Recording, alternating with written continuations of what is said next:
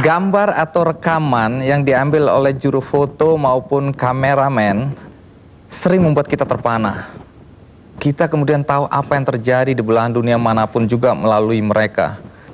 Nah, mereka ini menjadi mata kita di tempat kejadian yang membuat kita di belahan manapun di dunia bisa menyaksikan apa yang terjadi di belahan dunia yang lain. Tetapi tahukah Anda bahwa dalam melaksanakan atau menjalankan tugas mereka, kadang mereka harus mempertaruhkan nyawa mereka. Di Indonesia banyak juga karya-karya yang luar biasa yang membuat kita juga tahu banyak kejadian yang mungkin tidak bisa kita lihat tanpa mereka. Salah satu rekaman berikut ini.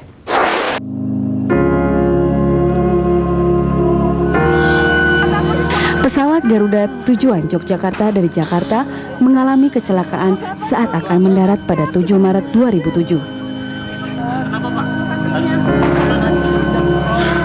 Seorang wartawan Channel 7 Australia yang ikut dalam penerbangan berhasil merekam momen-momen tragis saat pesawat terbakar dan kepanikan para penumpang yang berusaha menyelamatkan diri.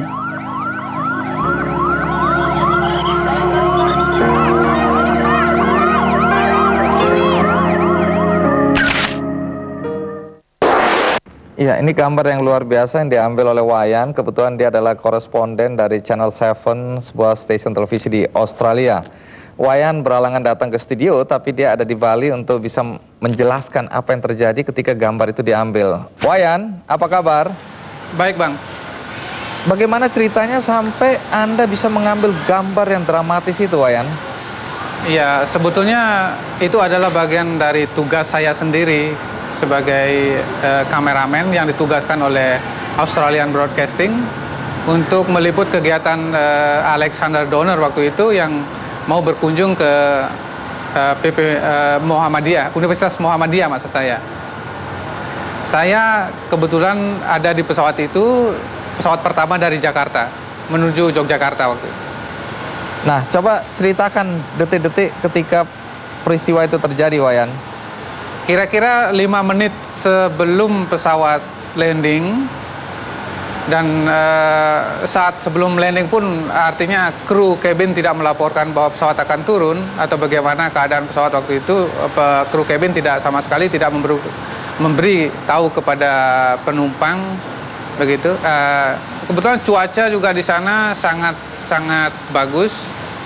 Namun suatu hal yang aneh saya rasa adalah pada ketinggian yang sebegitu kok pesawat mengalami kayak turbulensi demikian. Artinya turun pesawat itu terlalu menghentak. Jadi kita yang ada di dalam kabin waktu itu sampai berteriak. Bahkan ada seorang ibu-ibu kalau nggak salah di sebelah saya itu sampai berteriak histeris begitu.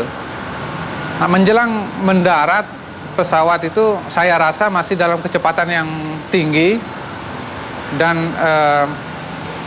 roda pesawat waktu itu sudah siap landing dan begitu hentakan pertama gagal, pesawat seolah-olah terhempas kembali ke udara dan menghantam landasan pacu lagi, dan pada hentakan kedua inilah pesawat sama sekali tidak bisa dikendalikan oleh pilot.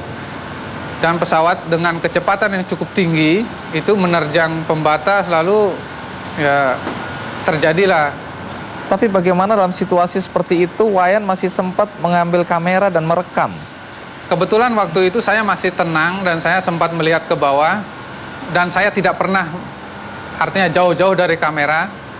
Kamera itu selalu ada di selangkangan atau kemanapun saya pergi pasti ada di dekat. Ya, itu tempat yang paling aman, Wayan. Iya, kebetulan kamera waktu itu sudah siap dari Jakarta, sudah siap, baterai siap, terus kaset ada di situ. Setelah saya di luar badan pesawat, saya baru nyalakan kamera saya. Iya, kalau dilihat kan banyak orang justru lari menghindar, takut pesawat meledak. Anda kok bisa bertahan di situ? Ada ketakutan nggak waktu itu? Iya, saya berusaha menghindar kurang lebih 15 meter dari badan pesawat, dan disitulah saya mulai mengambil gambar. Artinya sedetik-detik pesawat itu akan akan terbakar gitu. Saya pun punya naluri bahwa pesawat itu akan meledak. Jadi itu sebabnya saya menjauhi badan pesawat. Kalau seandainya terjadi hal-hal yang tidak diinginkan atau badan pesawat itu meledak karena sudah mulai terbakar, saya kemungkinan masih bisa selamat dari serpian-serpian pesawat. Iya. Dari pengalaman itu, Wayan, apa ada perasaan takut untuk naik pesawat lagi setelah itu?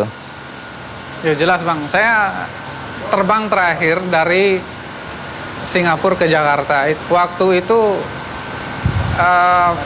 di Bandara Changi cuacanya sangat buruk sekali dan pesawat take off.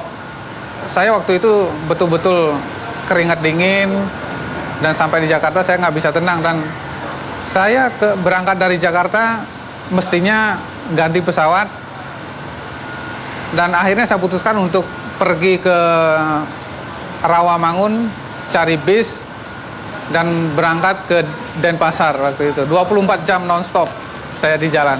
Jadi lebih baik capek di jalan daripada keringat dingin di udara ya? Iya Bang. Baik, Wayan, terima kasih ya sudah menjelaskan gambar yang berhasil Anda ambil, dan gambar itu ternyata juga dipakai oleh banyak stasiun televisi dan gambar yang luar biasa. Baik,